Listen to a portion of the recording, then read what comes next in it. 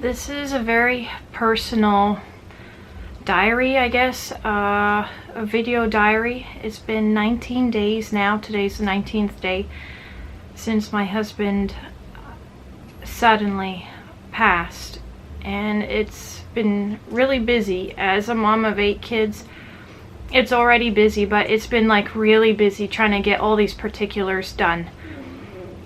And what I wanted to say, and is I'm doing this because I think that it'll be good for me. It's an expression of emotion. I go through a lot of emotional pain every day because I was married 20 years to my husband, and I was 19 when we got engaged. I was 20 when we got married. And we had our first child together when I was still 20. So, don't bump that.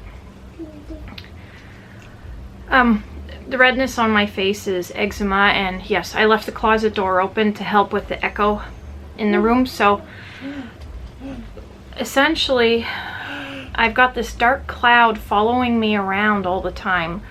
It's like a nightmare you can't wake up from, because I did have a dream that my husband was in the day before yesterday, and I woke up in my dream.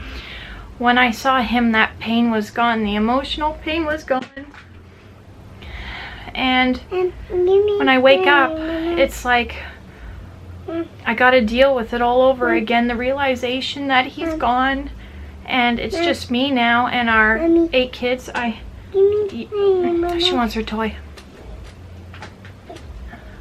Like I said, we kept to ourselves. My family didn't approve of my marrying my husband, so I cut them off, and we essentially started a new life together, he and I, 20 years ago.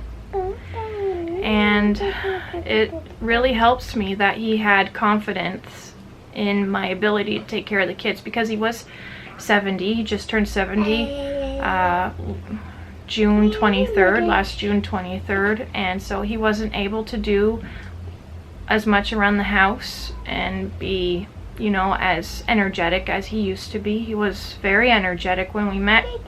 He used to take bike rides early morning. It's like 6 a.m. in the morning just to burn off energy. He wasn't like anyone else. She doesn't know what's going on. We did put him last Thursday, in the mausoleum. That was his request. He wanted a mausoleum. It's in a video here on YouTube even. He mentions it in a short. So I feel like my life was over, you know. When my husband died in the hospital, I wanted to go with him. But now, I mentioned in my previous video, I feel like my job now is to take care of the family. And I had mentioned that I felt that the peak of my life is over now because the love of my life is gone. We had a unique marriage and a unique relationship because I made an oath at the start that I wouldn't ever get remarried. I knew one day he would pass, you know, a lot earlier than I would. You know, I'm only 40 now. I see I've got like 80 years, no, not 80, sorry, 40 years left of my life. My grandma, she died at 82, so I'm guessing I've got about a 40-year lifespan left. And it's hard to think that the peak of your life is over and now all that's left is just duty, because I don't enjoy life much like I used to. I can still laugh at jokes, but it's more of like a reaction or a reflex, because as soon as that kind of oddity of joke or that laugh that's a reaction is over, I got that gloomy cloud again. It just follows me around. So I said to myself this morning that I don't want to think like that. I don't want to think that the rest of my life is essentially over in terms of enjoyment. So I thought about things, and I thought, well, what's another way I could look at it? My husband was very, very spiritual, and he had a spiritual event that happened to him that changed his life completely. And everything, our family and our coming together, him and I, came forth from that spiritual event that happened way back when I was 6 years old, 1988. So one of my major concerns was how the children would be. And we put their dad to rest in the mausoleum, and we didn't have any visiting or no funeral, nothing like that. We just put him in.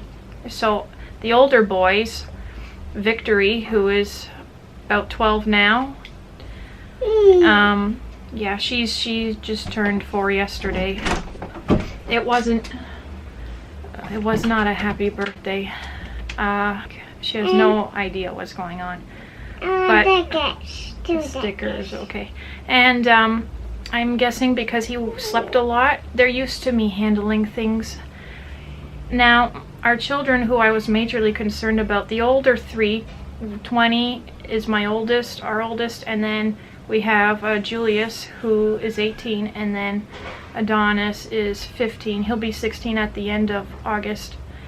They're doing okay, and I think the reason is because Julius told me he sees it as the end of one phase of his life and the beginning of another phase, which is a good way of looking at it.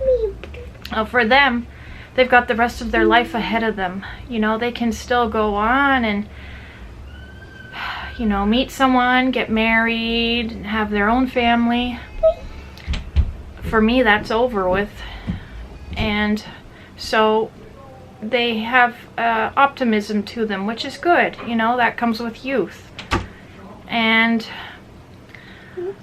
that, I see, is natural. It's natural for, you know, children to outlive their parents.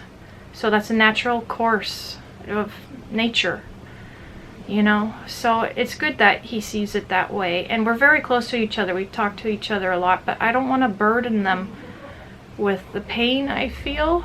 I don't want them to feel, you know, sad or bad if they're doing okay just because I'm having a more difficult time. Seems that I'm having the most difficult time out of everybody in our family. We're a family of 9 now. It used to be 10. And so I see a difference between them with how this has changed their life and how this has changed my life. Is drastically different. The love of my life is gone. There's not going to be another, you know. I'm not going to meet someone new or get married again. And when I was thinking this morning that I don't want to think like that, I thought, well, you know what? The apostles were in the same kind of position. Jesus' apostles. When he died, he said in St. John, you will feel sad, but then after you'll be glad because you'll know that I'm with the Father. Well, yes, I did have a brief phase where I felt glad he was in heaven and he wasn't in pain anymore. He lived with chronic pain. But I was thinking about myself and all the things that I had to do, all the jobs and managing, the complexities that come with a passing. It's insane, all the bureaucracy, the paperwork, everything is just so crazy. Like, you got to change everything, you know, even the electric bill, you know, his name was on the electric bill. I got to change that too. So there was a lot of running around and stuff to get done. And so it occurred to me that after Jesus died, they were kind of in the same position. I'm not saying that, I'm not trying to put myself to the same level of greatness as Jesus's apostles, or I'm not trying to put my husband up to the level of Jesus or anything. I'm just talking at the level of emotional pain. They were very close to Jesus. I was very close to my husband. We all were. And they had a job to do. After Jesus died, their life didn't end. They went on and they took some time to regroup. My husband told me many, many years ago that, yeah, I would regroup after his passing. And they went on to continue the word of truth and to spread Christianity and Jesus's message of truth. And so I will continue to with my life. I'll look after our family, which is living truth. It's of goodness, and I will expect that at some point I will regroup and I guess adjust. If you can adjust. If you ever can adjust to, if I can adjust to living without him. And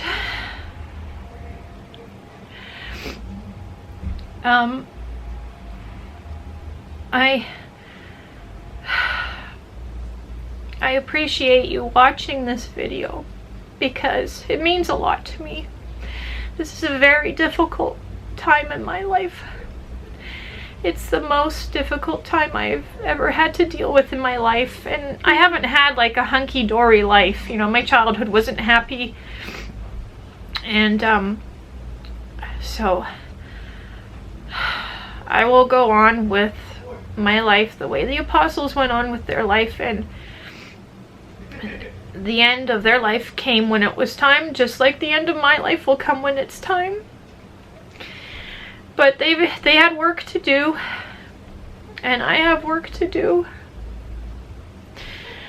Thank you for watching this video, and any kind of support, any words or comments. Oh, you're so sweet. Here she is. We didn't celebrate her birthday yesterday because I was completely worn out, you know, and I was going to make her a cake, and just making the meal yesterday took up a lot of time and energy, and then I wanted to watch a movie and all that, so to her it makes no difference one day or the other. To her, her birthday is cake, celebrating, and getting a toy. We don't throw any birthday parties. We haven't since our 20-year-old was like in grade 2, since he was 7 years old, and that was a disaster. So we just decided as long as the kids are happy, they can pick any toy they want, and we do our own kind of celebration, and we've done that during the pandemic. So that's what we're doing right now. And thank you very much for your support. It's greatly appreciated. Bye. Yeah, I'll see you in the next video. Bye.